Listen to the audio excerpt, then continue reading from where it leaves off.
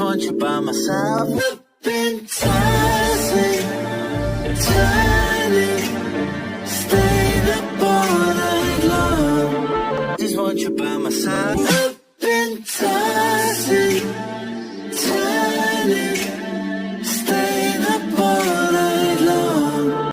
Hey there peeps and geese. Welcome to the next installment of chapters of Deku-Sensei by BloomerBill. Make sure to like the video and subscribe if you like my selections and want more content. Chapter 6, Recovery Can Be Daunting. The 2 weeks in the hospital had been very tough on Izuku. The pain medication took care of the near chronic pain Izuku normally was in, and without the 8 days blurred together and it was harder for Izuku to focus on things. That on top of a lack of sleep weighted on him, Izuku always had difficulty sleeping in new places, so the odd sounds, smells, and regular checkups from the staff made it much harder. There were moments of clarity where he enjoyed the company and visits from his mom, Auntie Mitsu-chan and Uncle Masu-chan, but Izuku was practically jumping in his seat when they finally let him be released from the hospital even if he was restricted to a wheelchair. During his stay, Inko had started and finished his transfer from Aldera to the online schooling platform they had settled on. It was one of the nicer ones with courses from kindergarten to a college level. Neither of the Midoriyas knew there were so many options for online schooling, but they would happily take full advantage of it. Izuku would be able to start working right away once he settled at home and started his new schedule. Inko had made sure to instill how important following his recovery plan was to him and told him that both she and Uncle Masu-chan would be making sure he followed it. Izuku found all the attention overwhelming once he was home. His mother helped him through the mornings, taking pills, getting dressed, etc., until Uncle Masu-chan came over to watch him while she was at work. Izuku had tried to protest that part given Uncle Masu-chan was working full-time as a designer. But Uncle Masu-chan assured them all that he could easily work from home for the 6 months needed for Izuku to recover. Izuku was also drowning in his free time because of his restrictions. He couldn't do most physical activities and was limited to only 3 hours of electronic time outside of his homework. He had tried to fill the time with his hero analysis, but there was only so much he could do without the ability to look up fights or information. So he was rather overjoyed when Auntie Mitsu-chan brought him more puzzles, board games, hero-themed and otherwise, and a radio to listen to. Izuku greatly enjoyed playing with Uncle Masu-chan and even learned more about the Bakugas business from Uncle Masu-chan working around him. Izuku also asked about his side of the business, since it was probably a lot like support work making costumes. Auntie Mitsu-chan had tried to explain it, but that was mostly Uncle Masu-chan's wheelhouse. The first month flew by faster than Izuku would have thought, but it still dragged in places, and he was excited to start the physical therapy part of his recovery plan. They had arranged for Izuku to do the sessions at the hospital his mom worked, so he and Uncle Masu-chan could sometimes see her on her breaks. The physical therapist was nice and Izuku liked talking to him and seeing him 3 times a week. Izuku had been lonely since he left Aldera, despite how much Uncle Masu-chan, Auntie Mitsu-chan, and his mom tried. Auntie Mitsu-chan's radio had helped, particularly when the house was just too quiet. Izuku slowly grew to love his new schedule once he was allowed to start walking on his own for short distances at home and was given a bit more freedom to do things. By the 3rd month, Izuku had been able to stop using the wheelchair as he regained full autonomy and was able to start walking around the apartment without aid, but he still stuck to a strict schedule as it was good for him and he was still recovering from his TBI after all. He didn't go out much even though he was allowed to if he went with someone. He simply was too interested in his schooling now that he had a safe, unbiased classroom to learn in. So with the electronic span out of the way, he basically threw himself into his schoolwork and hero analysis with what he could scrounge up online, since neither the Bakugos nor his mom trusted him to not get hurt from watching hero fights in person.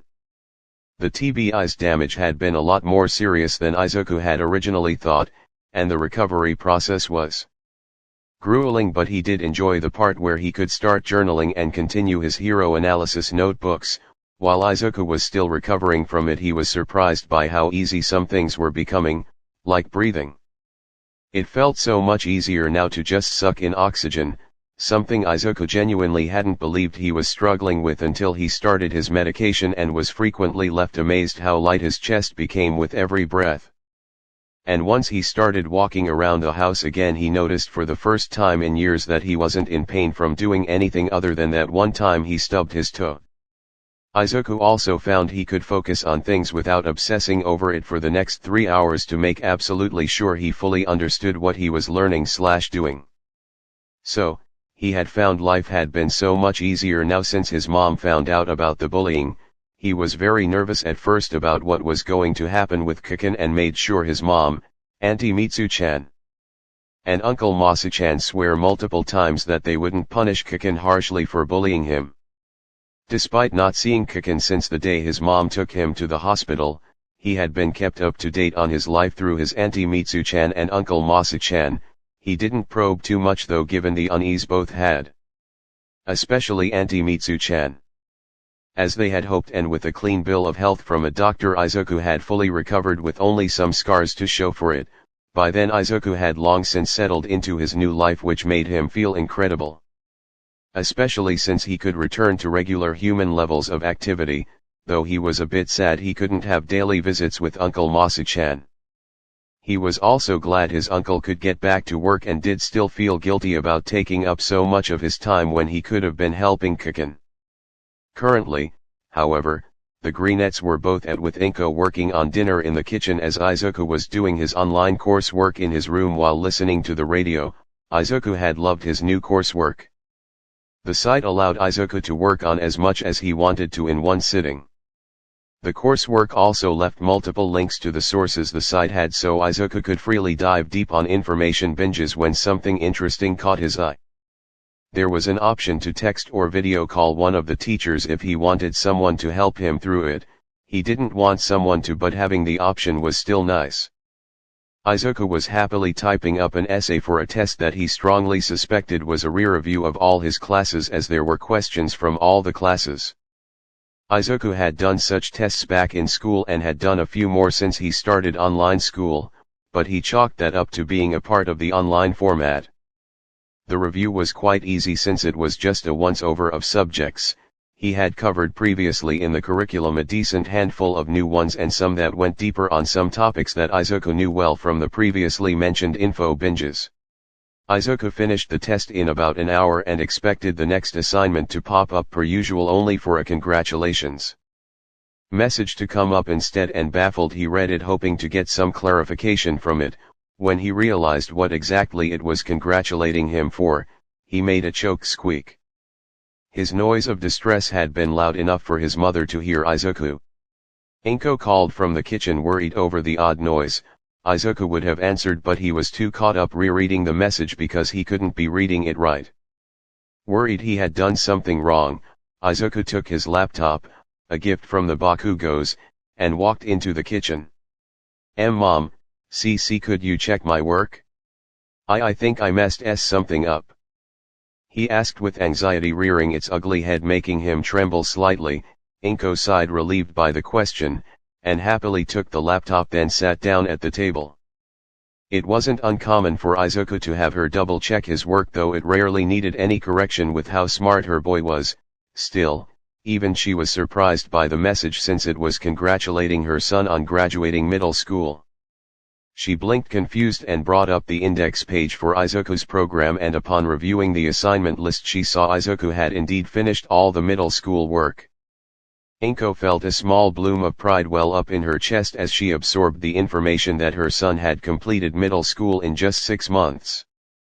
"Oh Izuku," Inko said, pride overwhelming her and causing tears to fall from her face. Mom!" Izuku exclaimed, panicking. Then Inko hugged him tightly. "Oh Izuku, you're my little genius," she praised, overjoyed and so proud of her son, then turned back to the laptop. What?" Izuku questioned, bewildered by her reaction. "You finished middle school already. I'm so proud of you Izuku," Inko cheerfully responded as she clicked the confirm option about the offered graduation certificate. "Oh, I'm going to make a cake roll," Inko announced, immediately getting up to gather everything she needed while Izuku balked, absolutely shocked he had actually graduated. Inko set the oven to preheat and got started on baking the dessert with excited and puzzled muttering floating between the two as they were both in their own worlds until dinner was finished. They sat together in the living room and began to discuss what to do next. Izuku had to have been held back by his teachers given how fast he breezed through his curriculum, and Inko suggested they take the site's aptitude test to properly judge where Izuku's level was, which Izuku had agreed to, finding the beginning of the test rather easy. He had expected as such, seeing as the site started on the kindergarten level, but all in all, it took Izuku around an hour and a half to complete the test. Then he submitted it. With nothing else to do, they both sat back waiting for the result. Izuku felt especially stressed and unintentionally took to picking at his fingernails. It was a nasty habit that he strongly disliked about himself that had originally developed so he could focus on anything when the pain was too much. Or it was a really bad day that left him stumbling through a heavy mental fog. His habit often left his fingers bleeding, but he hasn't had to do it as often since he just didn't need to anymore, but it reared its ugly head whenever he was anxious. So his fingers have been able to heal without the consistent abuse even if he did relapse. Izuku wasn't left to his thoughts for long as a soft ding came from the laptop.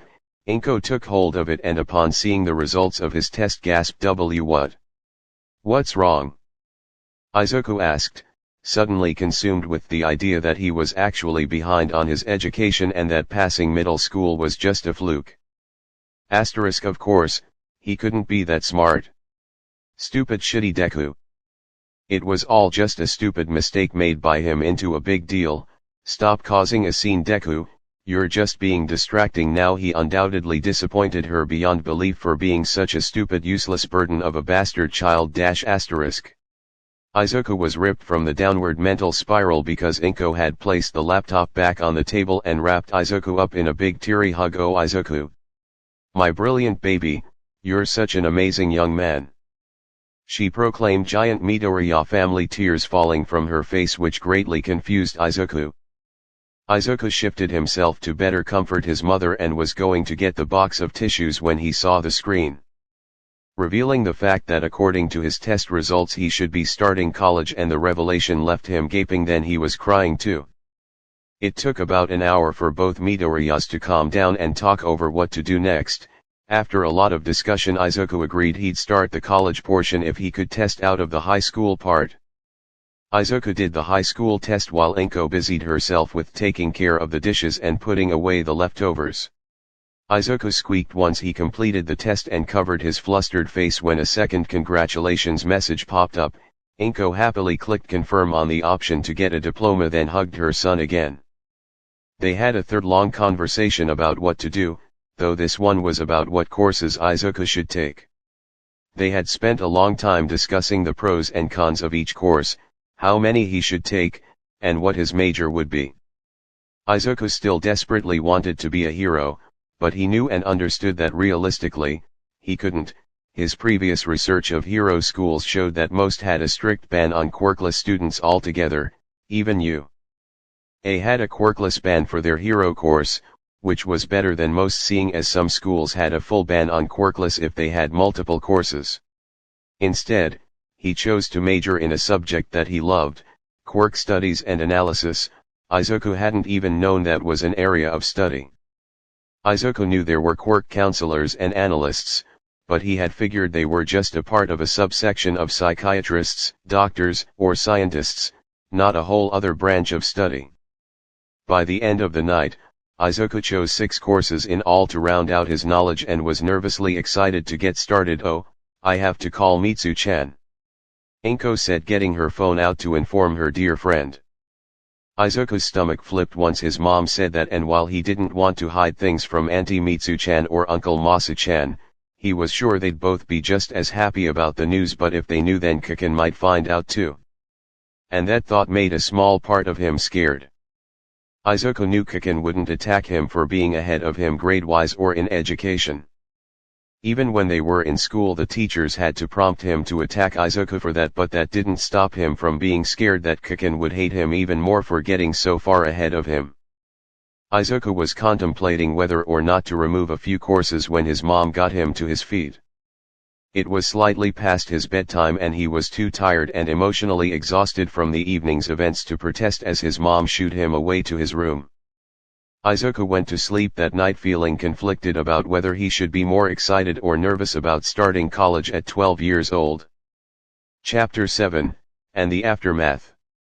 Masaru was not looking forward to the day he was about to have or the conversion he was going to have with his son.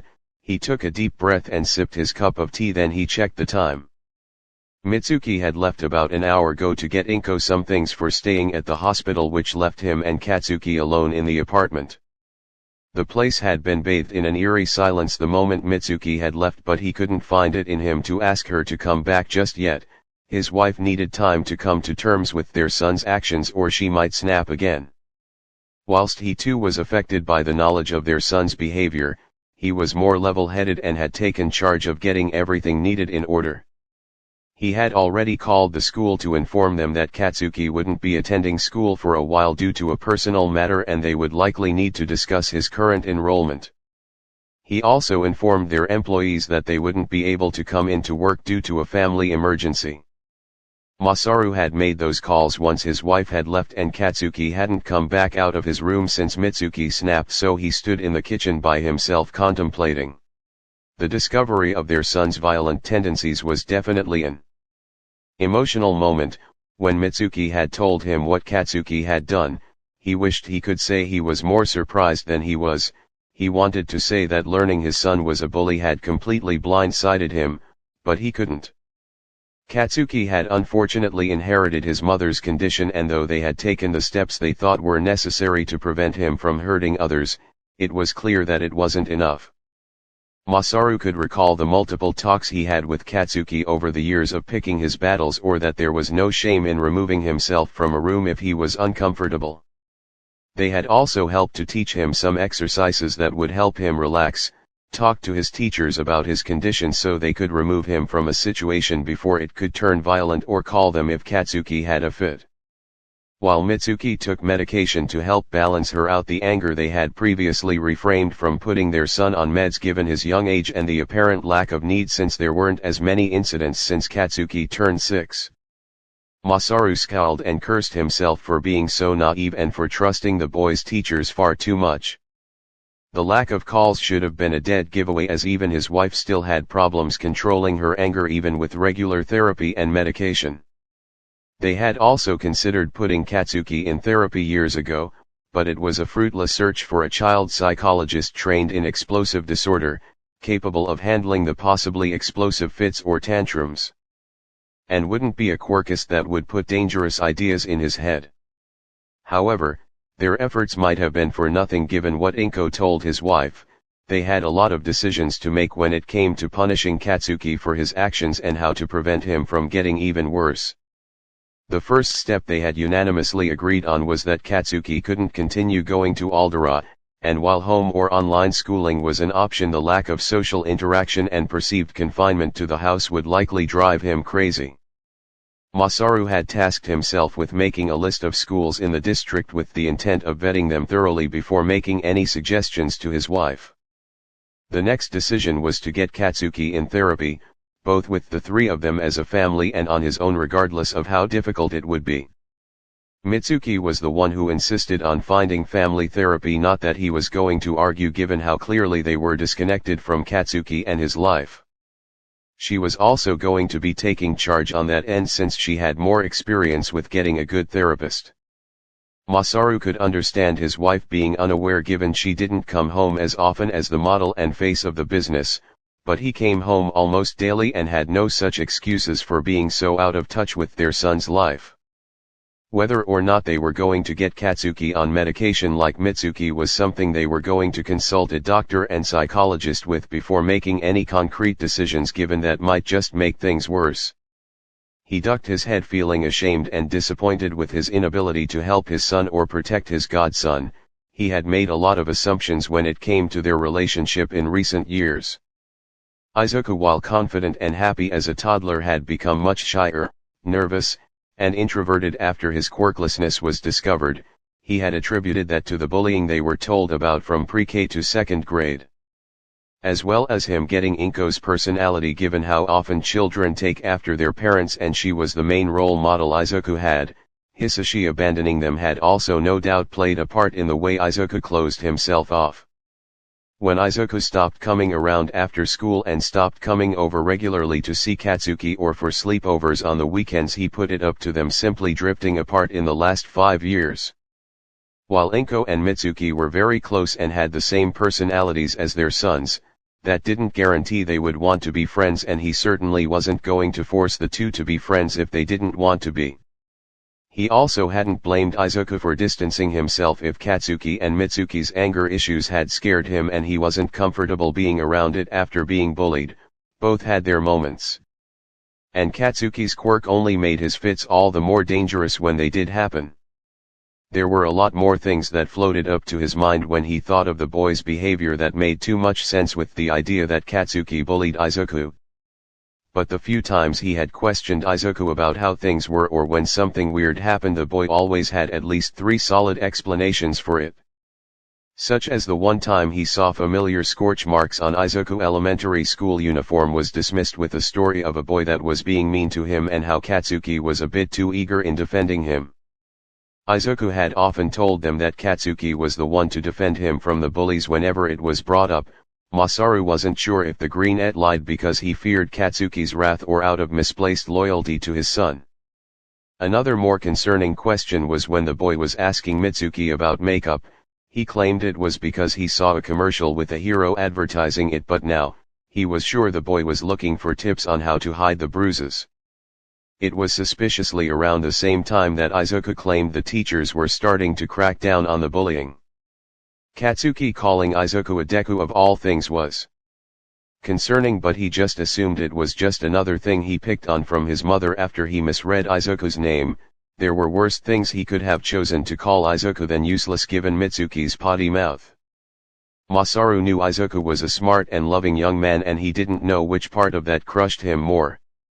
That Izuku either didn't trust them to help with the bullying out of fear they wouldn't believe him, or that he felt the need to hide his pain from them to protect his son's dreams and their family.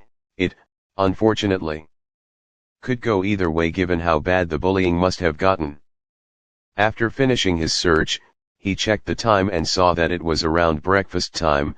Masaru made something quick for himself and Katsuki before going to Katsuki's room and hesitantly knocking on the door. "Katsuki, are you awake?" he asked, feeling a bit uneasy as he stood outside the door. Then there was a soft grunt back. "I made breakfast. Katsuki, do you want to eat at the table?" Masaru questioned. He could hear footsteps on the other side of the door before the click of the lock. The door opened, and Katsuki shuffled after him, much demurrer than earlier. Masaru sat down across from Katsuki, and the lack of arrogant babble from Katsuki made the atmosphere around them stifling. Looking down at the rice bowl with an egg, he couldn't bring himself to really eat at the moment and decided to get this over with. "Katsuki, we need to talk," Masaru stiffly told his son. Katsuki put down his chopsticks. "Is this about the clusterfuck from last night?" the blonde questioned, and Masaru sighed yes. "Katsuki, I need to ask you some questions and I need you to be completely honest with me," Masaru sternly informed the boy. Katsuki normally would have scoffed back at him, but he was apparently still shaken from last night. "Yeah, whatever, old man, just be quick about it. I need to get ready for school," he grumbled. Masaru took a deep breath. "Katsuki, I've already called in and told them you won't be coming today." Katsuki blinked, seemingly taken aback. He grunted, confused.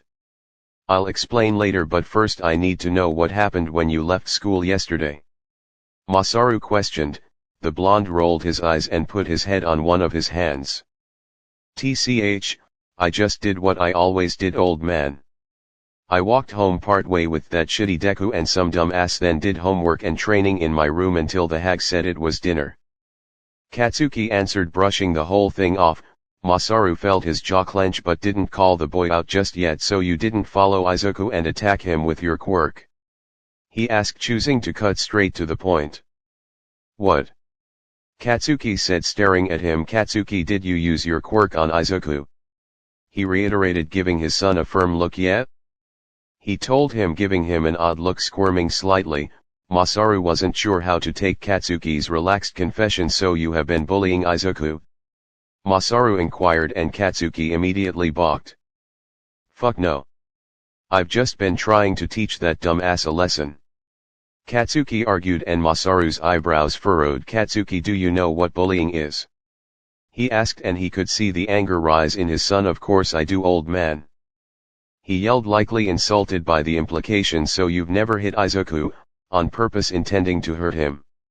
Masaru questioned, and his son paused. Well. Yeah, but that shit's different. The blonde replied, crossing his arms and leaning back into his chair, averting his eyes with something akin to meekness from the boy. Why?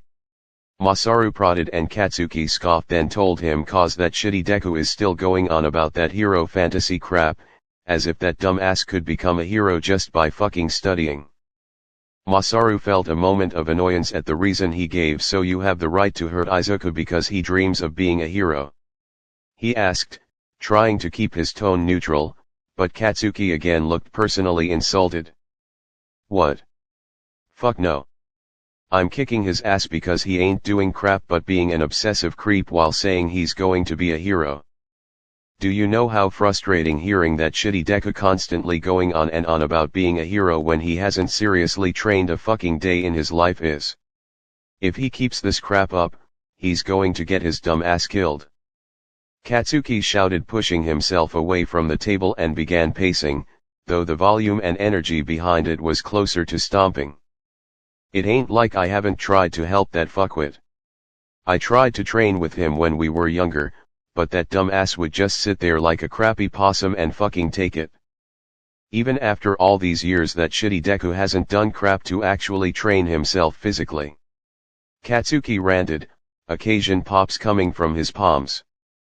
Even rescue heroes need to know how to throw a punch, but does that useless Deku do anything to learn to fight? Fuck no. The only thing he does is obsess over those stalker notebooks he has and brag about going to be the first quirkless hero once those Hero Safety Commission fuckheads stop being quirkist assholes. Katsuki snarled, years of pent-up frustration finally given voice. I mean, Deku's whole clusterfuck of a plan is to throw himself either in between the victim and their attacker or at the attacker while flailing around like a starfish. After all these years and heroes, he stalks and supposedly learns from, and he doesn't know shit about strategy. Katsuki shouted, the only reason he had not tried to rip his hair out was because of how volatile he was at the moment. He hasn't done any training and he thinks he's going to be a fucking hero? He's just going to get his ass killed throwing himself around like he has some kind of death wish. Katsuki growled, letting off one big explosion from his right hand. That wasn't what Masaru was expecting to hear, and it left him puzzled for a few moments, but he was starting to connect some dots that were forming a much better picture than what he and Mitsuki previously feared he could have said. Katsuki, did you tell Izuku you wanted to train together? He inquired, a small bloom of bittersweet hope forming in his chest. That dumbass and I promised to be partners. Of course, we were supposed to train together, that's fucking obvious shit. And since shitty Deku's quirkless, we'd have to train even harder and start sooner, but every time we did, that idiot turned into a big fat crybaby. Katsuki told him with an attitude like what he was saying was painfully obvious. And constantly insulting him. Masaru asked, and Katsuki huffed, when that idiot wouldn't fight me, I tried to piss him off. I always want to punch someone when they're being annoying. Katsuki brushed off, I see. And using your quirk on Izuku, that was for what? Training. Masaru pressed, and Katsuki scowled. It's like I said, that shitty Deku wasn't doing anything but stupid crap. I tried everything at that point to get that fucker to do real training, and I figured if I used my quirk, the shock of it might at least get him to do something other than fucking lay there. Katsuki spat, arms crossed again. Masaru sighed, feeling a headache building and rubbing his forehead. Katsuki, did you ever say anything to Izuku about you still wanting to be hero partners or training together in the last couple of years to him directly? he inquired, and Katsuki gave him an odd look. No, but that shit was fucking obvious. We talked about this crap since we were tiny ass brats. About being heroes together, and I've been trying to train together with him for years, but he always tried to fucking ditch me, the fucking bastard. The blonde responded, waving a hand. Katsuki, did it ever occur to you that Izuku didn't know you were trying to train with him, and that he might have thought you were being serious when you were trying to piss him off? Masaru suggested, feeling slightly dumbfounded that something so innocent as a misunderstanding could be the reason Katsuki was bullying Izuku. He could see the gears turning in his son's head and stare at him confused. The fuck? What the fuck are you trying to say? Of course, Deku knows we were fucking training, and there's no way he has his head stuck so far up his own ass to think I was being serious when I was talking shit. I was just spewing complete and utter bullshit. Katsuki argued, his rage lowered to a simmer by his confusion. A part of Masaru was heartbroken by his son's ignorance of what he was doing. Katsuki. He sighed under his breath, then raised his head. Katsuki, when was the last time you and Izuku did anything together? Or talked about anything? Have you done anything to make him think you were still friends?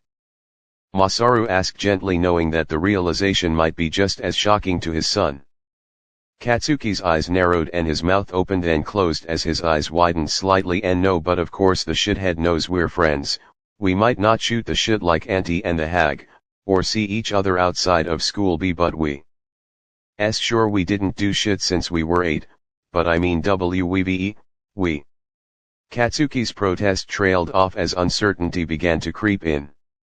What do the rest of your classmates do to Izuku? Masaru inquired.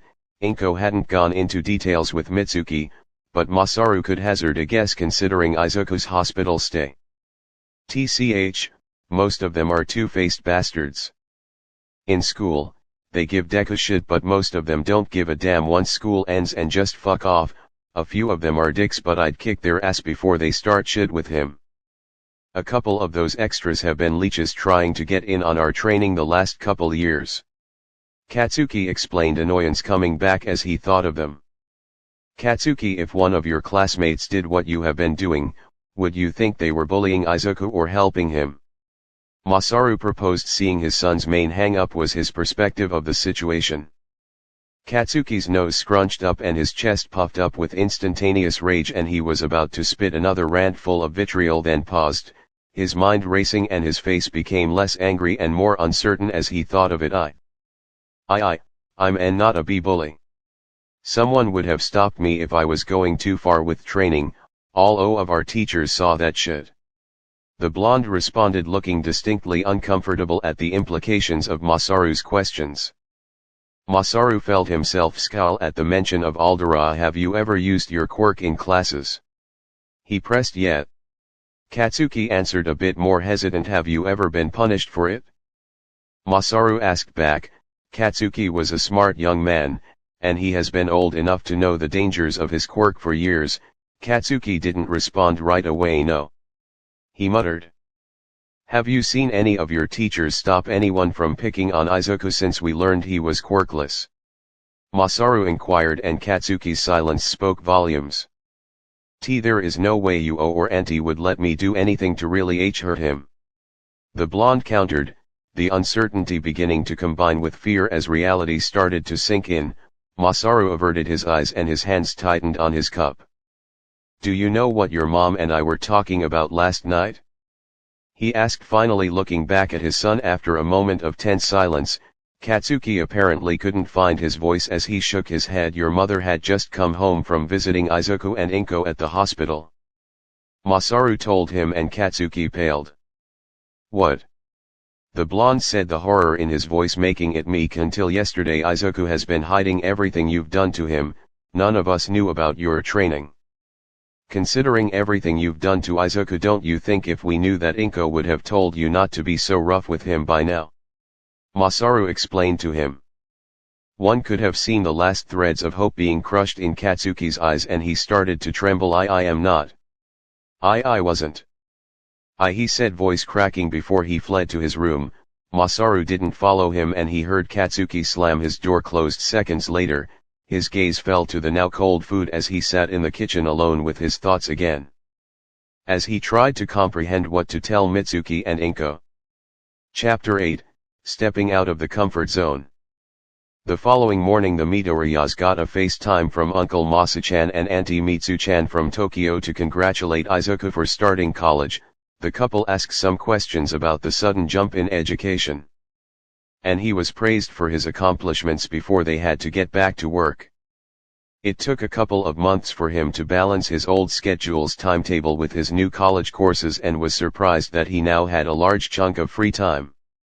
He had tried to fill the time like he used to with board games and his hero analysis, but he burned through all those rather quickly.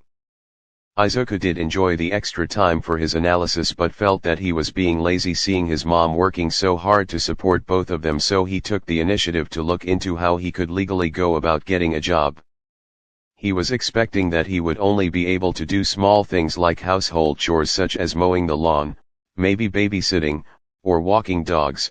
So imagine Izuku's surprise to discover that he, a quirkless 12-year-old, was, legally speaking, seen as nearly an adult. Apparently, according to Japanese law, since Izuku was 10 he was legally allowed to live on his own. Buy/rent/own and sell property/vehicles. Get a license to drive/sail/fly. Adopt children if he meets the legal requirements to do so. Get married to anyone of legal age as according to the Japanese laws of marriage. Work a full-time job of any profession he is trained in if he fit the legal requirements. The sheer number of liberties he had was a complete shock to Izuku because of the few times he had been allowed anything in or out of school, and his school counselors certainly hadn't said a word of this fact to Izuku. Though after thinking about it thoroughly, it made some sense to him, given quirkless suicide rates reached 87% once they turned 10 years old, which only got higher the older they got, and the remaining 13% that didn't kill themselves had a 58.4% chance of dying from hate crimes or domestic abuse.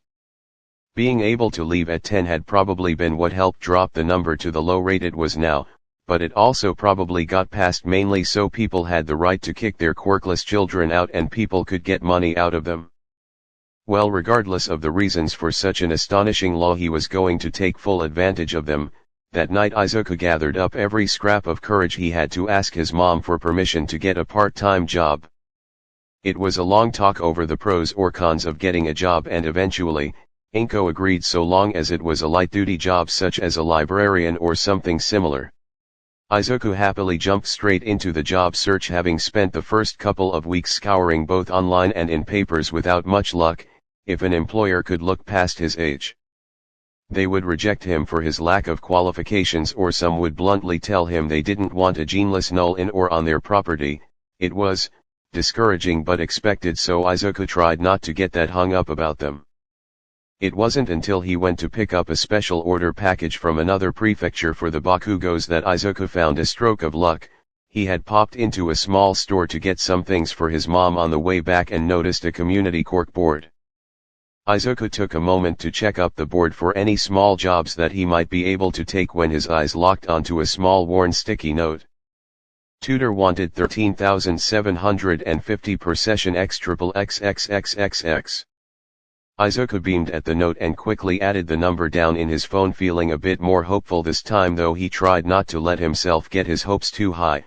He finished up the shopping, and when he got home, he helped his mom put stuff away. Then when she was running the package over to Auntie Mitsu-chan, Izuku went to his room and called up the number.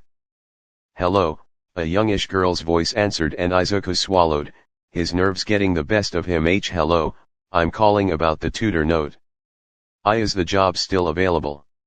he softly questioned. "Yeah," the girl replied, and Izuku couldn't help feeling a bit excited that he might find a job. "Great. Can you tell me what kind of tutoring you were interested in?" Izuku asked with pen and paper already in hand. "Just some middle school math and science," she answered, and Izuku felt a grin growing on his face. He could help with that. "I can do that. I'm available every afternoon except on Sundays," Izuku offered. Sundays were days just for him and mom, and he wasn't willing to part with them, for now. "Okay, I need to talk to Ani-chan. Hold on please. The girl requested and Izuku chirped back his agreement. He could hear some muttering on the other end and waited with bated breath for an answer. He says we can meet Tuesday Friday, from 3 p.m. 6 p.m. the girl eventually told him. That'll work just fine, Izuku assured. He spent the next few minutes confirming things about the sessions, like that the tutoring was going to be for the girl's brother, whether they would meet up at their house or another place. How long they wanted him to help, and how many sessions a week. By the end of the call, Izuku was utterly thrilled about finding a job and happily told his mom once she was back, babbling about it while he got together everything he needed for his first day of work tomorrow. Chapter 9, Venturing into Dangerous Waters. The afternoon of the next day saw Izuku sitting on a bullet train car heading to the South Side district picking at his nails. Izuku's enthusiasm had been dashed shortly after he researched the address the girl gave him and learned it was located in the infamous South Side. Izuku had heard hundreds of horror stories of the district and people who lived there. Izuku naturally became reasonably nervous about going to the red light district, having found multiple reports and headlines confirming those stories and few heroes that were supposed to patrol the district. However, this was the only job Izuku had found, so he chose to suck it up and be a big boy. So he avoided telling his mom where he was heading other than he'd have to take the bullet train, and armed with a taser, another gift from Auntie Mitsu-chan, he anxiously rode on to his destination. He had to get off at a station about 3 blocks from the district since there wasn't one inside it. Walking to the address from there left Izuku weary but curious as he passed crumbling or straight up destroyed buildings. He kept his guard up regardless of if he could see people or not, but Izuku did see more people than he thought he would. Some of them were obviously the sketchy characters and gang members one would expect in a red light district. They eyed Izuku with the same amount of suspicion when they saw him. Izuku found walking through the South Side wasn't too different from walking the halls of Aldera, but he was much more coherent and conscious of the people watching him. He found that the address led to an apartment complex in a denser cluster of buildings, and it was in better condition than most. Izuku, after figuring out that the exact address would be on the second floor, was very careful when he climbed the stairs with how loud they creaked. Finally, at the front door, Izuku double-checked the address matched and that he was on time before he hesitantly knocked when he saw there wasn't a doorbell. Then, faster than Izuku could process, the door was yanked open and a hand grabbed him by the neck, dragging him inside before he was slammed against a wall. Izuku was temporarily dazed from the impact and sudden assault, but quickly came back to himself, staring down a scaled snout to a pair of cold, piercing yellow slit pupil eyes glaring back at him. "Who are you?" A low, gravelly voice snarled with a heavy lisp. Izuku trembled under the man's gaze, all too familiar with this terrifying position, and his throat nearly locked up. I'm here to tutor Miyake-san. He forced out through uncooperative vocal cords, scaled fingers with claws tightening around his neck. "Midoriya." The other hissed questioningly, not losing his harsh tone, and Izuku shakily nodded, not trusting his voice. The man kept Izuku pinned by the neck for another minute, glaring down at him harshly, then released him. Izuku softly gasped and his hands went to his throat. Looking up, Izuku saw a tall man with an obvious reptilian-based mutation still glaring down at him. "Papa. Is he here?" A familiar young voice called. Glancing down the entranceway, he spotted a little blonde girl with the same eyes as the man. When their eyes met, she smiled, revealing 2 pairs of fangs. "Midoriya-kun. You're here," she cheered, running right up to him. Hello, is Miyake-san home?" Izuku nervously asked, still shaken up and keenly aware the man was still watching him like a hawk. The little girl nodded rapidly. Ani-chan. "Midoriya-kun's here," the girl exclaimed, dragging Izuku along with her by the arm. She had pulled him to a living room kitchenette room where a tall boy, maybe a little older than him, with the strongest reptilian mutation of the 3 sat, and briefly noted he had golden eyes rather than the pale yellow the other 2 had. "Midoriya-san," he greeted with the same lisp the man had. "Hi, you're Miyake-san?" Izuku asked, still very nervous with the man trailing behind, not needing to see the man to know he was glaring at him. The boy nodded and the girl dragged him to sit by Miyake. Great, D, do you want to start W with math or S science? Izuku inquired, trying to smile despite the man glaring holes into him. Science. The boy answered. Izuku brought out the books he borrowed from the library and placed them on the table. Miyake-san wasn't very expressive due to his reptilian features, but Izuku could tell how frustrated he was just trying to understand his homework. Getting an idea, he pulled out one of his notebooks to illustrate the experiments or things he was trying to explain to Miyake-san, and he was happy to learn that Miyake-san worked better with visual aid. So, he continued to draw everything out for him to follow along, and the little girl seemed to be just as interested in what they were studying. Izuku was happy to explain simple differences between different chemicals. How they change when they stabilized or turned reactive by adding different ingredients like in baking. After they finished his science homework, they took a break as the little girl insisted they all have a snack. Miyake-san glanced at the man. I apologize for father's behavior, we live in a dangerous neighborhood. The boy told him, but Izuku nervously waved it off. It's perfectly fine, I totally understand.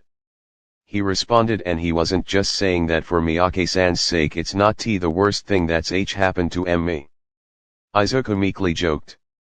Miyake-san blinked, then nodded before turning to the girl and giving her a baby carrot. The math homework went over much easier, and they finished earlier than Izuku expected, so Izuku helped him get a little ahead with his science. Once they reached the end of the session, the man gave Izuku the promised 13,750 in notes and coins.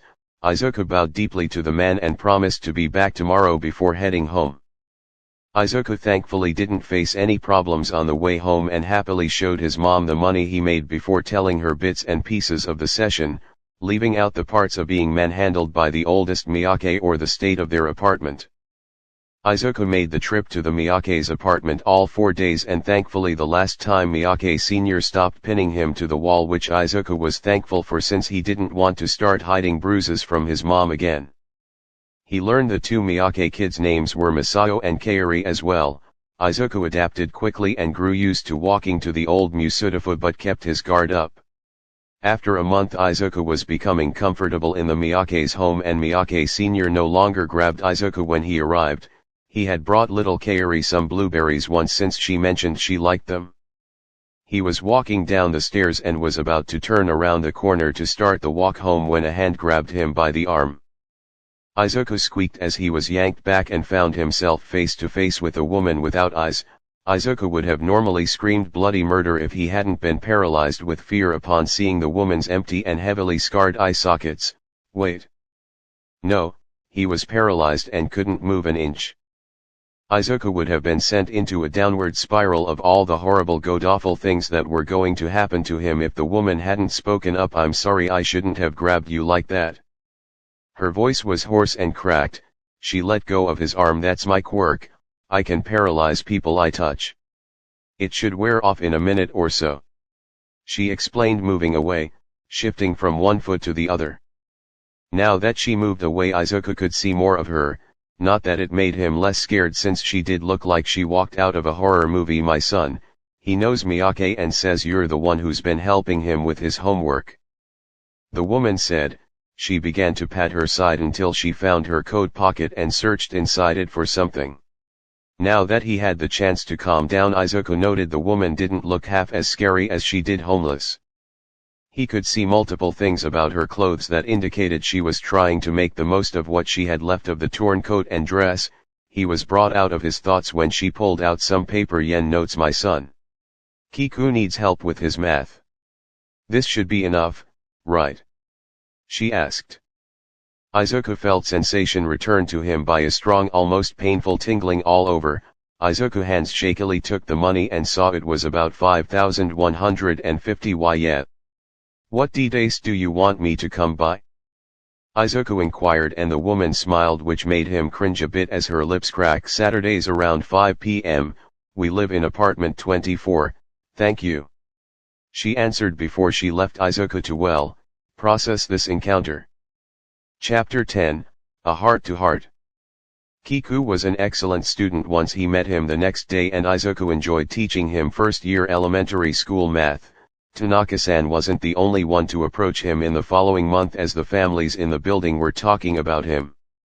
So he started just having a study group at that point and took various amounts of money from each of them. During that month he became closer with said families after seeing them near daily, to the point that no one living in the complex didn't know him. Izuku also quickly became painfully aware of the living situation in the south side. In the 2 months working in the district, he had only seen 1 or 2 pro-heroes patrolling the very edge of the red light district. He hadn't seen one inside the district despite seeing various crimes, usually drugs, and hearing multiple gunshots. There had been times when Izuku had been forced to leave early due to gang fights outside the apartment complex.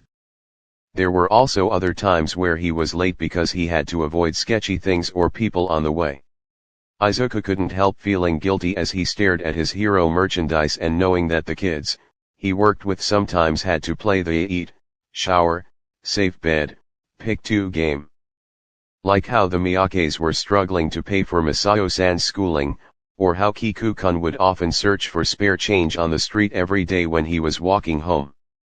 One day when he was packing up his things after spending 4 hours teaching his little group to write kanji as well as some science and math, Izuku felt a hand tug on his pants, and when he turned, he saw little Kaori, Kiku-kun, and about 5 other kids their age had gathered around him behind him. Izuku chuckled and pat Kaori's head. "Do you need something, guys?" he asked, turning around to face the group. Kiku shuffled a bit before he offered a paper to him. Izuku took it thinking it was just some work Kiku-kun wanted him to check over. But once he saw what was on the paper, he didn't see the math problems he and Kiku-kun were supposed to go over. Instead, he found a drawing with 3 figures in crayon, one of Kiku-kun, Tanaka-san, and himself, if the names were anything to go by. Confused, Izuku turned to the boy and was met with Kaori proudly showing her own drawing of her family and himself with a big blue hill and dots. Aki-chan's sensei said people can draw something for someone important as a thank you. So we all got together to make you these. Look, this is all of us on top of a pile of blueberries, she told him, pointing at the 4 stick figures. Izuku's mouth fell open out of shock and turned to the other 5, seeing them each holding a different drawing. Izuku had been rendered speechless as he accepted each paper, only half listening as the kids each took turns explaining their drawing. Aki had just finished telling him about the drawing she made of her older brother and him at the beach with her when Izuku broke. He carefully put the drawings in a folder, then proceeded to hug all 7 of the toddlers, thanking them for the most amazing presents he's ever gotten. On the train home, Izuku held the folder close to his chest, and once he was home, he walked to his room going through the drawings again, still blown away by his gift. Once inside, his eyes fell upon his expensive hero merchandise, and that heartwarming feeling was thrown into conflict with the overwhelming guilt as the multiple faces of All Might stared back at him. Looking down at Kiku-kun's drawing, Izuku's eyes furrowed before he stared at his room with a newfound determination. He set aside a box and carefully went over his entire catalog, choosing only 1 piece from each hero, or if it was special to him then put it the box. Everything else was photographed and put on auction online. He was sure the act alone probably broke a promise or 2 he made to himself when he was younger. He assured himself though that All Might would be supportive of his choice to sell the man's merchandise to help people in poverty. Izuku didn't have many rare items, but he did keep his stuff in good condition, so he made a good mint from most of it, roughly 2,886,860 per 5 items, which was way more than he expected to get.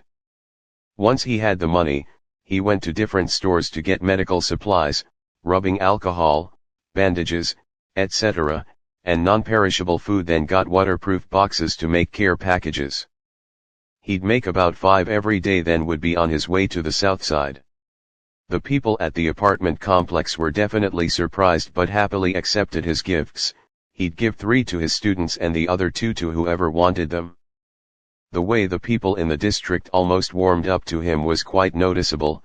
More people would go up to him asking for help for themselves, friends, or family with varying subjects: math, science, spelling, etc. He was happy to help but quickly realized that he couldn't keep going as he was without burning himself out and went out of his way to scope out the district. Izuku was slightly terrified as he wandered the district looking for an unclaimed territory to hold his study group. Upon an hour after he started, Izuku found the remains of a community center. It had been blown up judging from the scorch marks and mostly crumbled building. Most of the inner structure was gone, leaving just a big room with most of the roof still intact. He searched the remains of the building for any gang markers or signs of anything else that could be dangerous. Finding nothing, he decided this place was going to be the best he was going to find and marked where he was on his phone. That Friday he brought a bunch of cleaning supplies and cleaned as best he could during the hours he'd normally be doing his college courses, and that Saturday he tried to get the community center to be relatively alright to be inside for long periods. Then he told all the people he was teaching where it was and when he'd be teaching. The first week was shaky as there were some fights between the older people.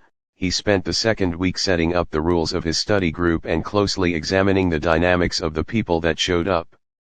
Izuku was a lot more observant since he had healed from the TBI, and he put it to work to find the problems of his group so he could help them better.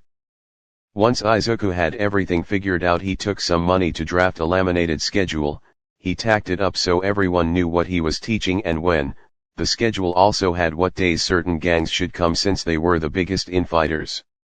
While he didn't approve of gang activities, he had become very aware of how hard some people had it and couldn't bring himself to ban anyone affiliated with a gang.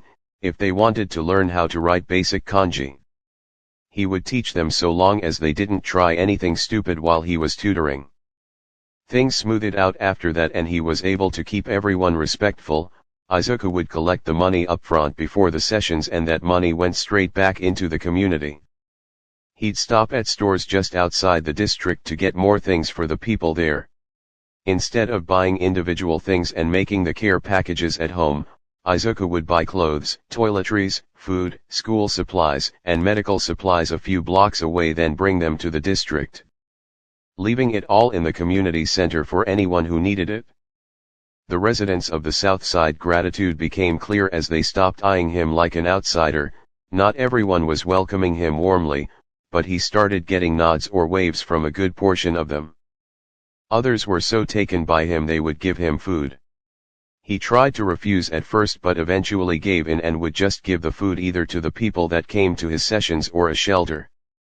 Having become a routine part of his life, he began to easily recognize the people he passed by on his walk and they probably knew him in turn. It was probably after one of his students helped him carry the fluffy winter coats he bought that he realized that he no longer felt any fear as he walked the roads of the old Musudafu. That he had gotten so used to the roads and the people there that he knew them so well, he knew them like the back of his hand. With that knowledge he found it hard to be afraid of this place anymore, even when the occasional firefight happened. The previously held fear of the district having long since faded, even if he was still well aware how dangerous these roads were. The confidence he had when he walked past the local gangs was utterly surprising. The fact he could walk the streets of one of the most dangerous parts of Japan without a hint of fear was slightly empowering after spending so long forcefully ducking his head. The gangs that lived in the red light district held a certain amount of respect for him, not because he was powerful or anything like that, but a lot of them had members or family whom he taught, that had given him some wiggle room to wander the south side as he saw fit so long as he kept his nose in his books. Reaching the third month since he started going to the south side, he had to come clean about where he was going to his mom. He hadn't lied about where he went or what he was doing, but Izuku had been purposely vague about certain details, and with how big this had grown he didn't want to hide it anymore. So, one Sunday he sat his mom down to fully explain. Inko, the loving but anxious mother she was, lost it when he told her he had been regularly going to the south side for his job. He had to subsequently calm her down before they could continue talking. It's really not that bad there, mom. Izuku tried to reassure her, sweat dropping. Inko blew her nose. Izuku, it's a red light district on the other side of Japan. She exclaimed, why yeah, I know. Izuku admitted, rubbing his neck and averting his eyes. There are all sorts of gangs there. His mom cried. Why yeah. He confirmed, letting his head hang. And you've been going there all this time without telling me. Inko choked out through her sobbing. Izuku got her more tissues. He swallowed the lump in his throat, waiting for her sobbing to die down before he continued. I'm sorry, but I knew if I told you, you'd make me stop. Izuku shamefully apologized because the south side is dangerous. Inko told him and Izuku nodded, as safe as he felt in the south side. That didn't erase the danger of the area. I know. But after spending so long looking for any job, Miyake-san was the only person that didn't see care I was. Izuku tried to explain, although his words died on his tongue just as quickly. No one in the south side see cares I'm. He trailed off again, fiddling with his sleeve. Inko's sobbing died down as she tried to rein herself in. Mom, please just let me tell you about them first, Izuku pleaded, but Inko didn't want to hear one more word of Izuku going to the south side. Inko had wanted to outright forbid him from stepping one foot outside Musudafo and wrap the boy in bubble wrap the second he told her he had been sneaking off to the south side. But as soon as he began explaining how he met the Miyake siblings, Inko saw a spark of something she hadn't seen in Izuku for ages, so reluctantly she continued to listen, watching as Izuku slowly came out of his shell with every word he spoke. A passion that had once been reserved for his dreams of being a hero freely flowed as he elaborated on every decision he made. Izuku showed her all the drawings he got from the younger kids and showed her pictures of them, excitedly explaining what he taught each of them with the barest hints of pride in himself. As Izuku told her more and more, Inko came to the conclusion of just what she was seeing and why it was so earth-shattering. Izuku was happy. Not the porcelain smiles that threatened to crack the moment he dropped his guard, but pure, genuine happiness.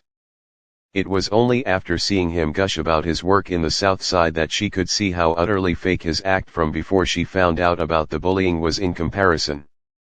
Inko could hardly remember a time when she last saw Izuku so alive. The twinkle in his eyes wasn't there even when he spoke of heroes or quirks. It was sparkling so bright she would have mistaken Izuku for the sun itself from how brightly he beamed. The only time she could ever recall Izuku being this passionate had been before he was declared quirkless, before his dream of being a hero had been crushed by the harsh reality of the world. Her mind flashed back to her 5-year son practically begging her to support him, to tell him that even if his dreams weren't possible that he still had her support. And she remembered the only thing she could think of was blaming herself for being unable to give him a quirk so that he could a chance at his dreams. That when her son was vulnerable and needed help, she had let herself be crushed under the weight of her guilt, and how she failed to support him when he needed her most. People frequently brushed off hindsight, but she couldn't this time. Izuku was sitting in front of her with small blossoms of hope over his work, fragile hope held together by a string. She physically couldn't separate this moment from when he was 5, she had seen what happened the last time that hope was crushed, and she wasn't sure either of them would survive it a second time. So, despite knowing this was a horrible, awful, no good idea, she wasn't sure she could outright forbid him, so with trembling hands she took one of his. Are you being safe? She asked, interrupting his rambling. Izuku paused, blinking. Of course I am. He replied.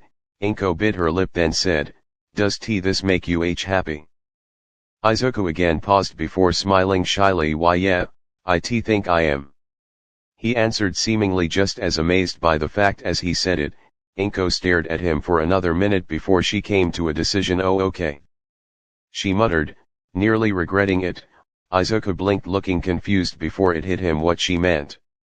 Izuku burst into tears of joy and hugged her, repeatedly thanking her over and over, practically clinging to her. She had already broken her son once before and she couldn't do it again. Even though what he was doing scared the living hell out of her, she would support him. No matter how much it hurt her. That's the end of these chapters. Thanks for listening. We're seeing the birth of what will later become the legendary Deku-Sensei LOL.